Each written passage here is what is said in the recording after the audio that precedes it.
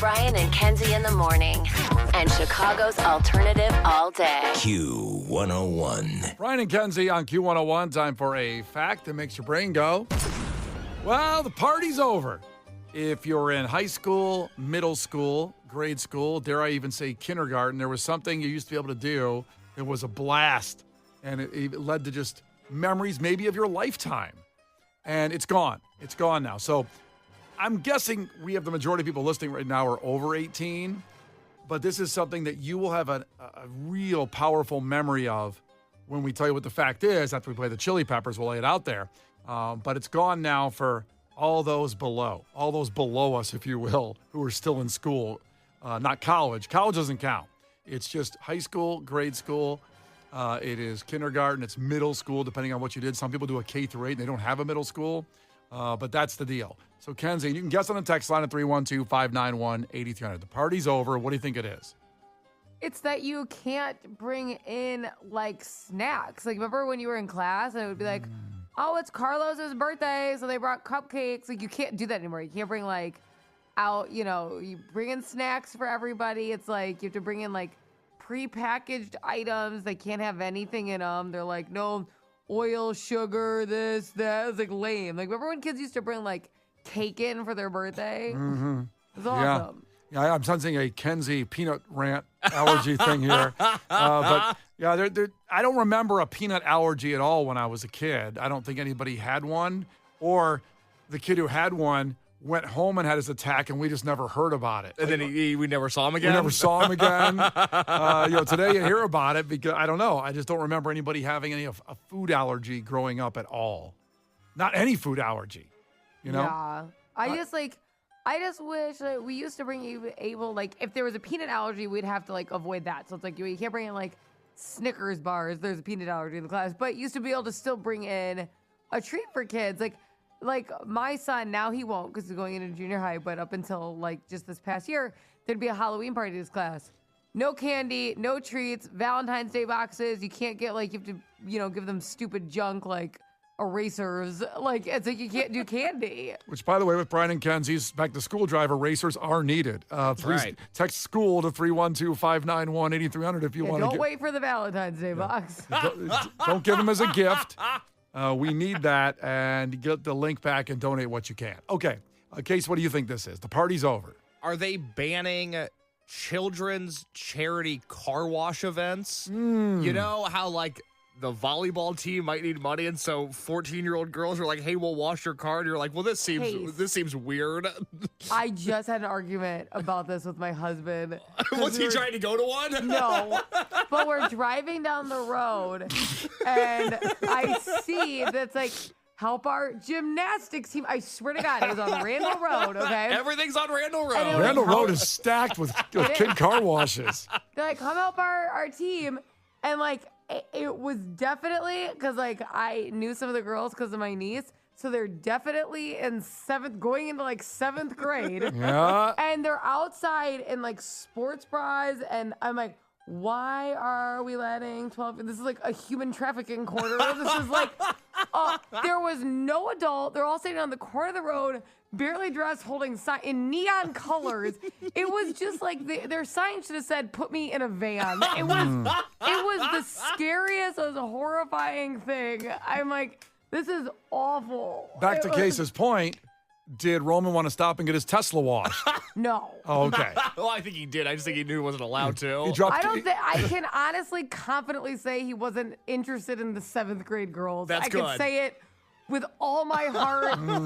I was not concerned about that. Thank you so much. If we want to see what happened, if anybody has the camera, has a business on Randall Road, maybe after Roman dropped off Kenzie at home, turned around and washed the car at the car wash. And by the way, this is also a reason to donate to our back-to-school drive, to give to the kids out there so they don't have to do this. So they don't have to work the corner? Yeah, work the corner.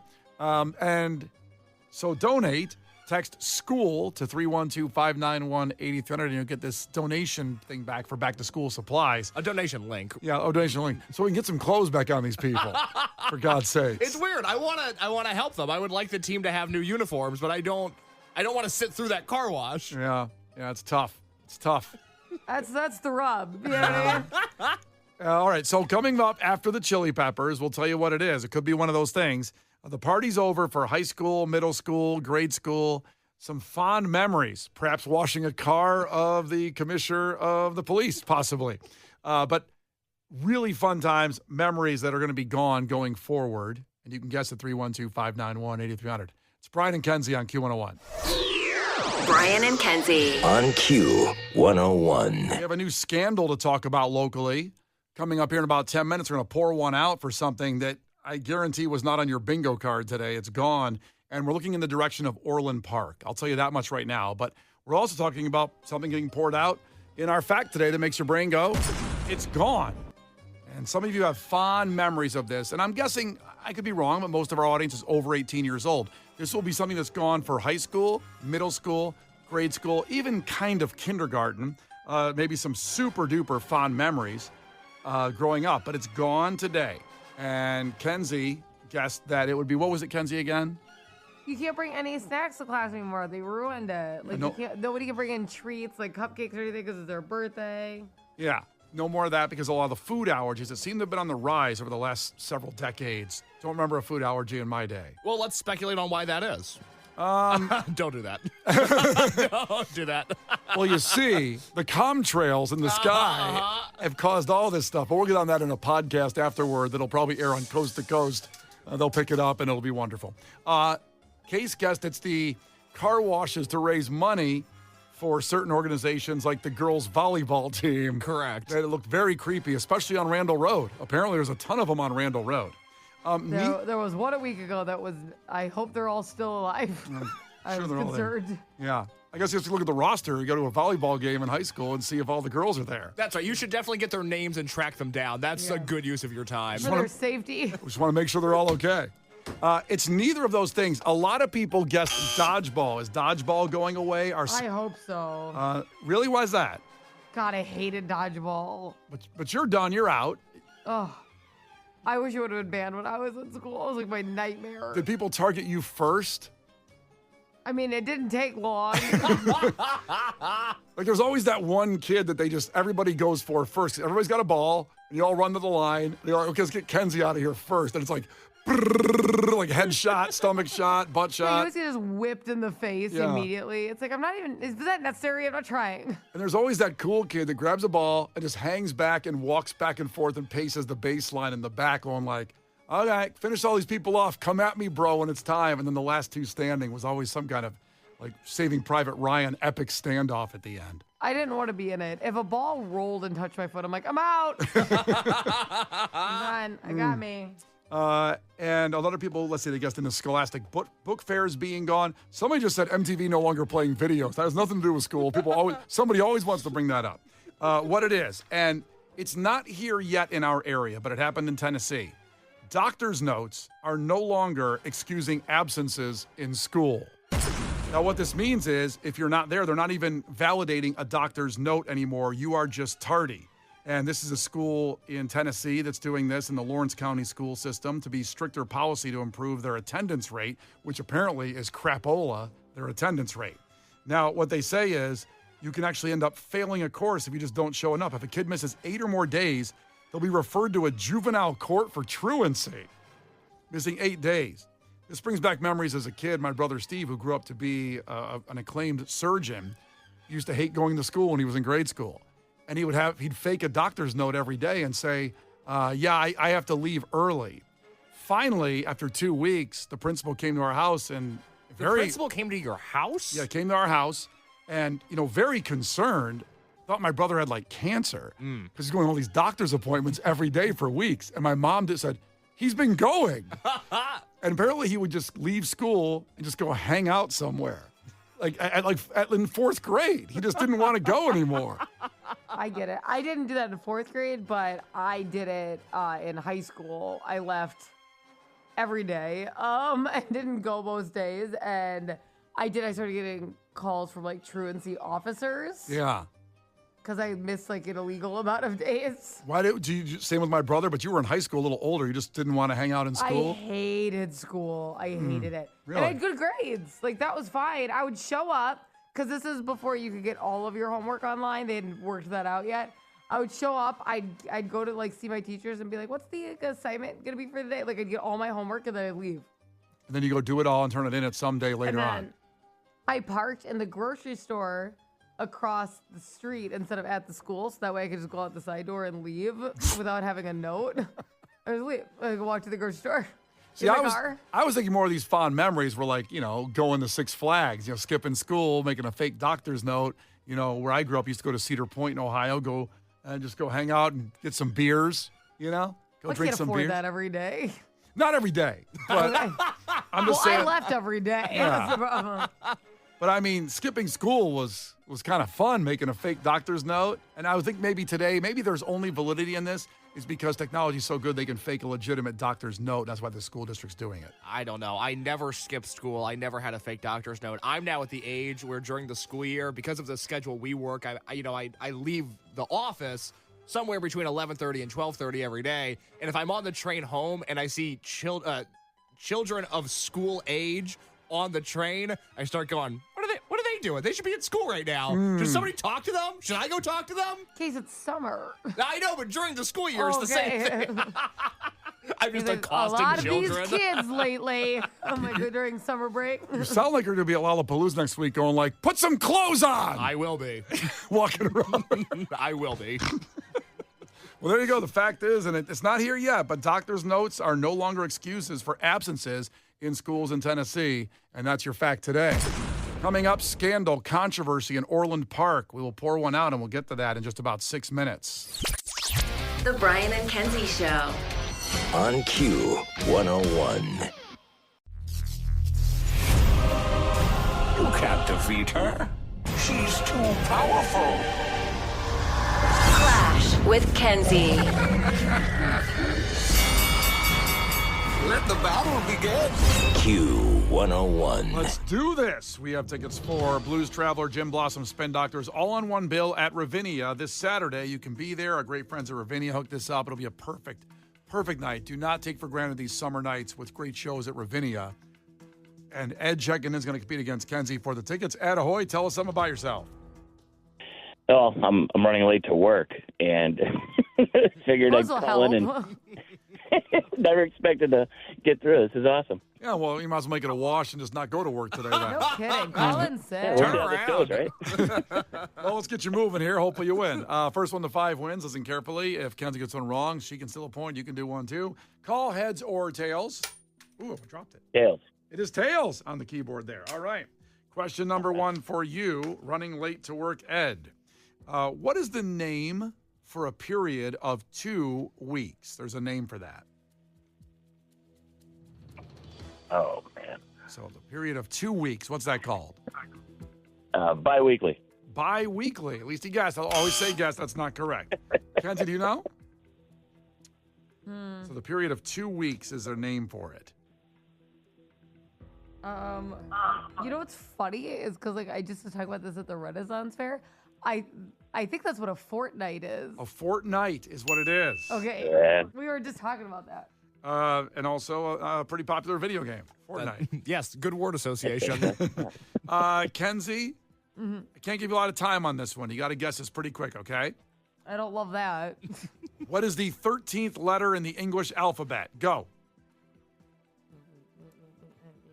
3, 2. Oh wait, I went too far. I was just trying to do it really fast. I went too far.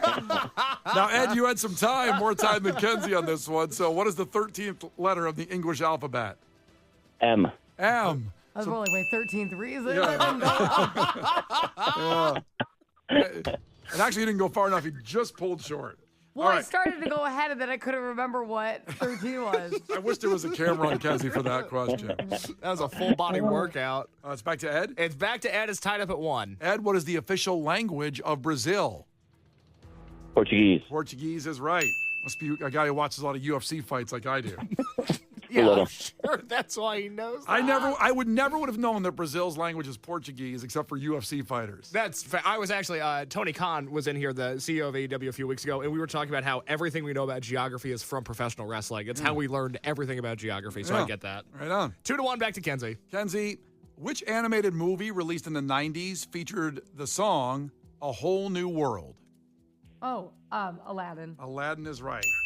And 2-2. Here we go. Pretty quick. And it's back to Ed. Yes. Ed, what is the movie in which the character claims nobody puts baby in a corner?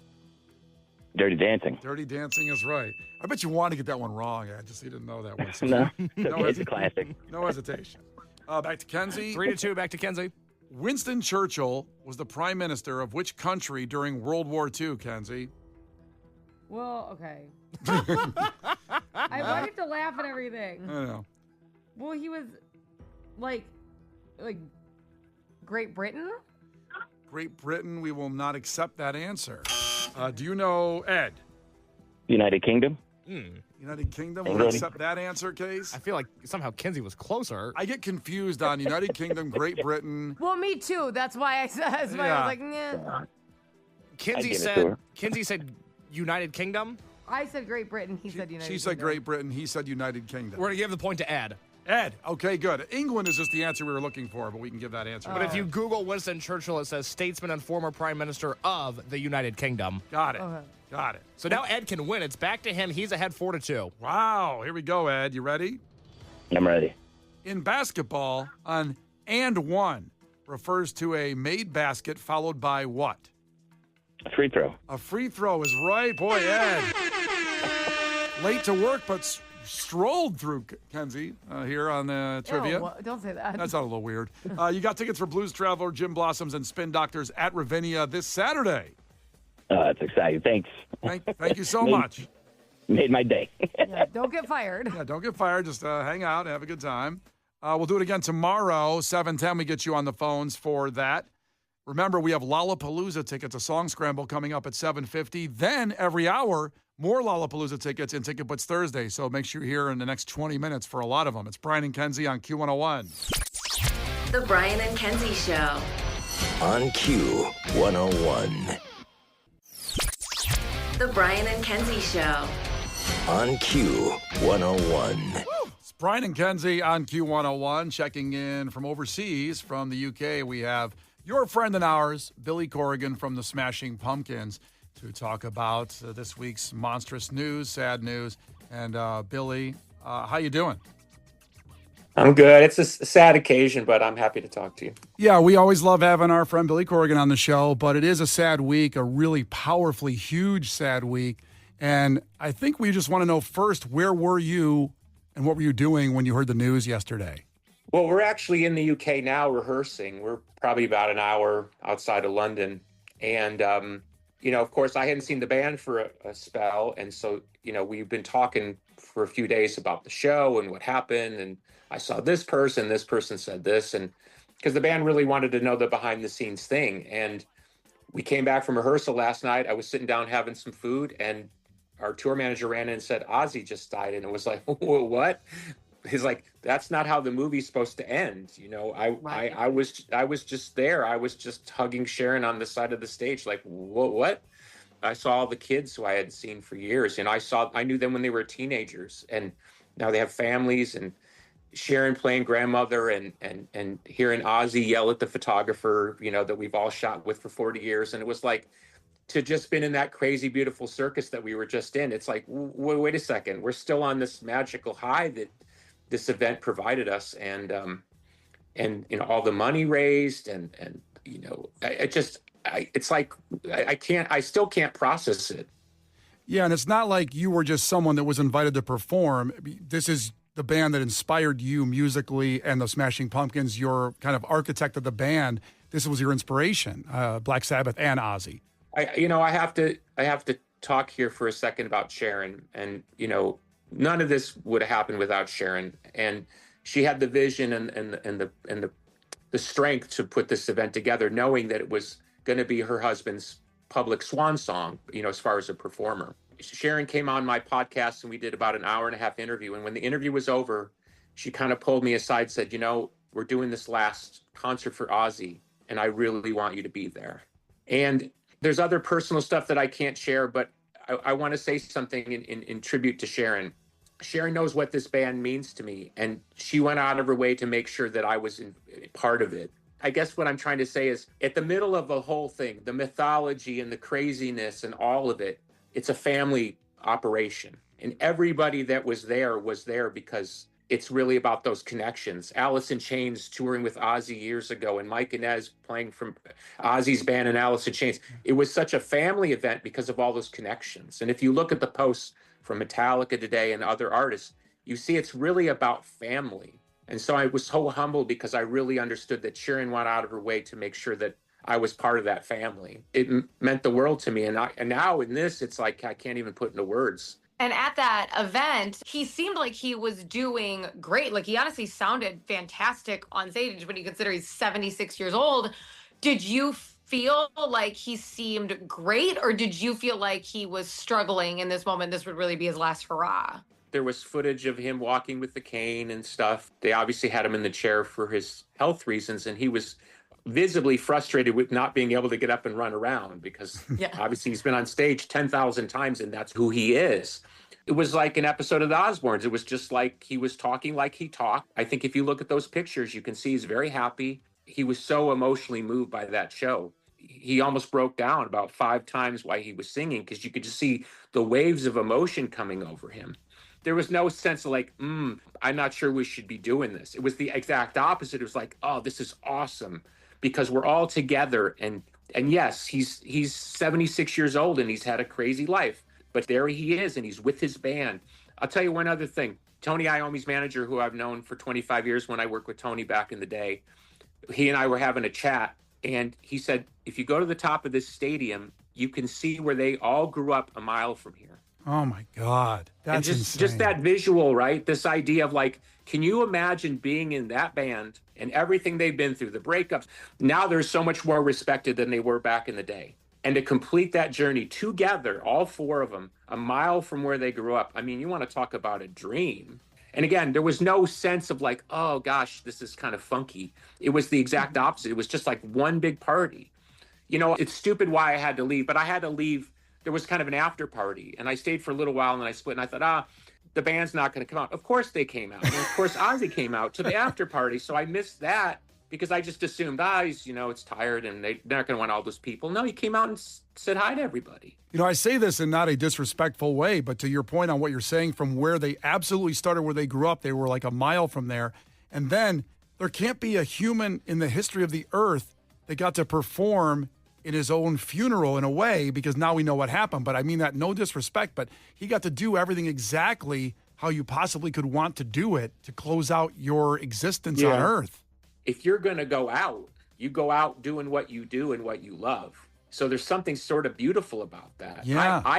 My sense was that, he was going to go into a comfortable retirement and just be granddad and husband and father, and he would still kind of show up here and there. And I was in discussions for 9 months about interviewing him for my podcast when they were back in LA. There was no sense there was like a clock ticking. It definitely is like kind of like a poetic ending, I suppose you could call it. And Billy, I know that you're a very spiritual person. Do you think that maybe because that event happened, sometimes they say when your soul can get like a kind of closure, that's when you're able to let go? Do you think maybe it actually played a role in him finding a certain level of peace? That's a little above my pay grade. My sense of it is that I think the concert gave him something to fight for. Mm-hmm. Like all artists, we go through depressive periods and what's going to happen to me. I can't imagine dealing with what he's dealing with, behind the scenes. And I think the beauty of the concert is it gave him something to kind of, stay in shape and stay focused for. And yes, he was in a chair, but that's not what it felt like. Yeah, I mean, obviously you said the phenomenal family reunion of everybody in metal, alternative, and rock for the last 50 years got on stage like yourself. And then you see someone we've talked about behind the scenes here a little bit like Youngblood crushing changes, and it's now elevated his status to, holy crap, who is this guy? For a lot of people that didn't know who he was. I've known him for a few years now, and I've been telling people, do not sleep on this kid. This is like an Elton John level talent sitting there in plain sight. And I think it's very interesting because like a lot of young artists, he kind of had to pick a lane. And instead of picking pop, he's picked rock. And I really feel like there might be more to follow. And one selfish thing I want to say is you saw the power of rock when we all point the same direction. We did something that no assemblage of pop artists could ever do. There were no egos. There was just love. And you had artists between the ages of 20 and 70, multiple generations, all pulling in the same direction in tribute for one band and one singer of the band. So the power of that was incredible. And really, probably not since Live Aid have you seen anything like it. It even doubled the Live Aid charity. Not there was a competition, but doubled the amount of money raised for charity, too. Incredible. And what's crazy is now we've kind of got this sad coda to the thing. I think over time, the sorrow of it will heal, and it'll look like just another crazy chapter in his crazy life, you know? I know Ozzy Osbourne obviously has meant so much to you in a lot of ways. He's inspired you in so many. If you could pick the number one thing you think you've learned from him, what would it be? He stayed true to himself. Even when Sharon had him in like big hair and all, you know what I mean?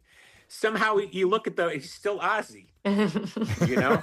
I've seen 1,000 pictures, you know, over the last 24 hours that people have been posting. And there's young Ozzy, you know, with the hair parted down the middle and long hair. And then there's big hair Ozzy, and then there's Ozzy with the shaved head. And somehow he retained his self in that. I don't feel I've retained myself in that. I feel like the rock business has damaged me forever. Some people have such a strong spirit that it's indestructible. What artist engenders that kind of love from so many different quadrants of society and culture? Everybody I follow on Instagram, I mean, I'm talking like museums, clothing stores, pedal makers, everybody's posting his picture. So there's something about him that reached people. So what does that tell you? It's not really what happens, it's kind of what you do with what happens. When I was on the BBC last night, they ran this kind of like a news report before they had me on. And they were talking about, he bit the head off the bat, and there's all this stuff. And you know, we're talking alternative rock fans here and rock fans in general. We don't give a junk about any of that. That doesn't mean anything to us. It's when somebody reaches through the radio and grabs you with their voice, or they're there for you when you're lost in life. They create that special relationship. And he was a one-of-a-kind singer. It just worked. It just always worked. Go watch a clip of Sabbath in 1970 in Paris. They've been a band for maybe a couple years. He's fully intact. It's not like you're like, he's going to get great later. He's already great. He's amazing at 22. Tony Iommi, when I worked with Tony in the 90s and we spent some time together, he said when he first met Ozzy with the idea of the audition that he would be the singer for the band that they were doing. It was called Earth, I think, at the time. He knew Ozzy from school. He just thought Ozzy was like the class clown. He was like him, you know. And there he is. He's fully intact, personality-wise, and as a vocalist. That's a God-given talent. That's nothing was manufactured. He is like finding the rarest jewel in the ground. It shouldn't happen, right? A guy from a working-class town, a guy who starts a metal band, a guy who gets kicked out of his band. Sharon picks him up off the ground when he's got no future, no career. Nobody even wants to sign him to a record deal. And he goes on to be even more legendary as a solo artist. Like, it shouldn't work. And he has this incredible concert to end the whole thing. And it's like, okay, great. There's the perfect ending to the movie. No, then he dies. Now he's gone. Now we have to sit around and think, okay, well, what just happened? Yeah. Well, listen, we can't wait to get you back in the studio and talk more about this and what you're going to be doing the rest of the year. And I really appreciate you taking the time to talk to us about this, Billy. Really, really appreciate it. God bless everybody. Thanks for letting me talk about him. Thank you. No, God bless you, brother. Thank you so much, Billy. Brian and Kenzie in the morning. And Chicago's alternative all day. Q101. Brian and Kenzie on Q101. Now I'm getting a bunch of texts in. And by the way, you should be texting PARK to 312-591-8300 for a chance at Lollapalooza tickets. But I mentioned that I saw the Ozzy tribute from KFC, which was a nugget with the head off.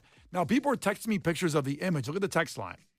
But I believe I was duped, as Julio checked in and said, typical boomer, fooled by an AI. It was definitely AI, Brian. But let me tell you something.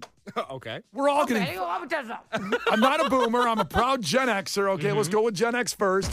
And secondly, we're all getting screwed over by AI. Are we? Yeah. Are you telling me you can decipher differently what's real, what isn't? I've only been fooled once. Which was what? You remember what it was? I do.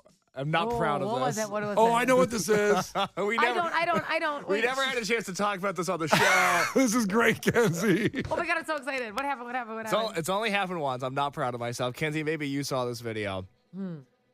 There's a woman at an airport, and she had an emotional support kangaroo, and the airlines wouldn't let her on the plane with the emotional support kangaroo. And as the one woman the passenger is arguing with the woman that is working for the airline. The kangaroo is just standing there very obedient, hoping that they agree to let the kangaroo on the plane. Oh my God, that sounds so cute. It's the cutest thing I've ever seen. It's one of the funniest things I've ever seen. Not real. I fell for it. It got me. I got You exposed. thought that was real? I thought it was real. So you think Weird thing to think is real. It's the only one that's ever got me. So my bat nugget, which one's worse? Falling for a kangaroo getting on a plane or a chicken nugget with the bat head off? I think Well, I have Casey to is be worse. honest, when you Google kangaroo on a plane, a lot of options show up. Isn't he holding a boarding pass too? He's The holding a boarding the kangaroo's got a boarding pass. That should have been my smoking gun. My God. I know. Look at it. I won't share this on the Q101 Facebook page. We try to avoid all AI content. It's going to all be AI in a minute anyway. Our company wishes. Oh, and this one, he makes it on the plane. He's got peanuts. Oh my God, he made it on the plane. I didn't even see the second part. He made it with a snap. Yeah, but I'm some a-hole fell for a nugget. You fell for a kangaroo eating peanuts on a plane. Nice. Brian and Kenzie in the morning. And Chicago's alternative all day. Q101.